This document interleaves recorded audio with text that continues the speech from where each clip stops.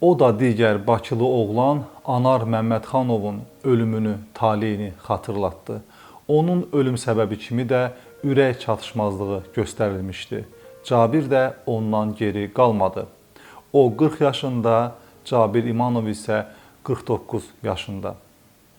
İmanov Cabir Qorxmazoğlu 22 iyun 1976-cı ildə Bakıda doğulub. 1983-93-cü illərdə Bakı şəhəri 189 saylı məktəbi oxuyub. Cabir İmanov Azərbaycanın xalq artisti, Şöhrət ordenli bəstəkar Süleyman Ələsgərovun nəvəsi, Milli Elmlər Akademiyasının müxbir üzvü, İspaniya Kral Akademiyasının üzvü, professor, iqtisad elmləri doktoru Qorxmaz İmanovun oğlu və Azərbaycanın əməkdar artisti, tanınmış aktyor Tahir İmanovun qardaşı idi. 1993-cü ildə Azərbaycan Dövlət İqtisad İnstitutuna qəbul olub və 1997-ci ildə həmin institutu bitirib. 1997-98-ci illərdə Daxili İşlər Nazirliyinin daxili qoşunlarında həqiqi hərbi xidmət keçib. 1999-cu ildə Bakı Dövlət Universitetinin Hüquq Fakültəsinə qəbul olub və 2003-cü ildə həmin universiteti bitirib. İxtisasca iqtisadçı və hüquqşünas olan Cabir İmanov 1999 və 2018-ci illər arasında Daxili İşlər Nazirliyində müxtəlif vəzifələrdə işləyərək polis polkovnik leytenantı rütbəsinə qədər yüksəlib. Vəfat etdiyi günə qədər isə DTX-nın Mədəniyyət Mərkəzinin rəisi olub. O 2 dəfə ailə həyatı qurub və bu ailələrdən 4 övladı var. 1992-2001-ci illərdə Parni İzbaku KVN komandasının üzvü, 92-ci ildə KVN çempionu, 95-ci ildə KVN Yay Kubokunun sahibi və 2000-ci ildə KVN Əsrin çempionu olub. 2001-ci ildən Planet Parni İzbaku KVN teatrının aktyoru olan Cabir İmanov 14 sentyabr 2015-ci il tarixdə Azərbaycanın əməkdar artisti fəxri adına layiq görülüb. 16 oktyabr 2021-ci il tarixdə Azərbaycan mədəniyyətinin inkişafında xidmətlərinə görə tərəqqi medalı ilə təltif olunub. O 2020-ci ildə Bay Caba Handmade in Azərbaycan brendinin yaradıb. 2025-ci ilin 29 sentyabrında gələn qəfil xəbər isə Azərbaycanı demək olar hamını şoka saldı.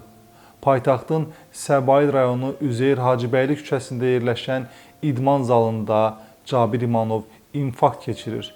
Baş vermiş hadisə idman zalının kameraları vasitəsilə lentə alınır. Görüntülərdən məlum olur ki, əməkdar artist məşq zalında müvazinətini itirərək yıxılır.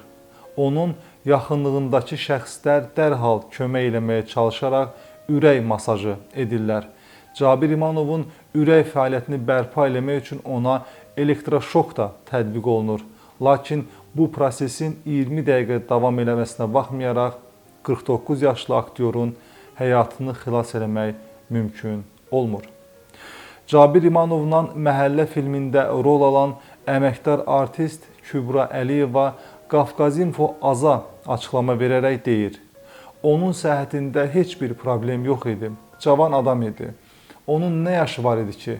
Cabirin dayısı da belə qəfildən infarktdan rəhmətə getmişdi. Düz 11 il biz birlikdə çalışmışıq.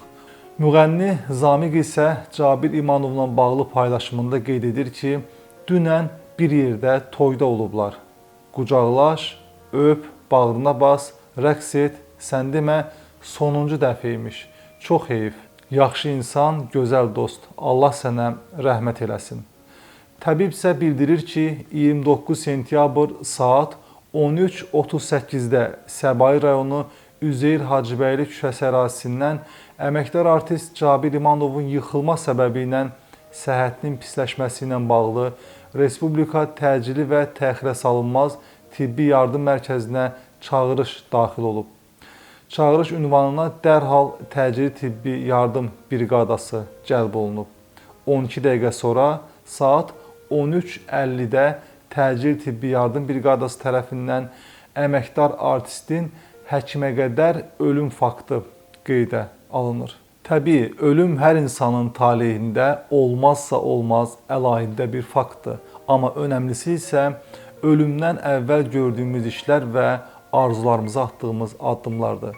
Cabir İmanovu bugün Azərbaycanda demək olar ki, hamı tanıyırdı və təbii ki, o hamıya gülüş bəxş etdiyi üçün hamı da onu yaxşı xatırlayacaq, gözəl xatirələrdə yaşayacaq. Allah rəhmət eləsin.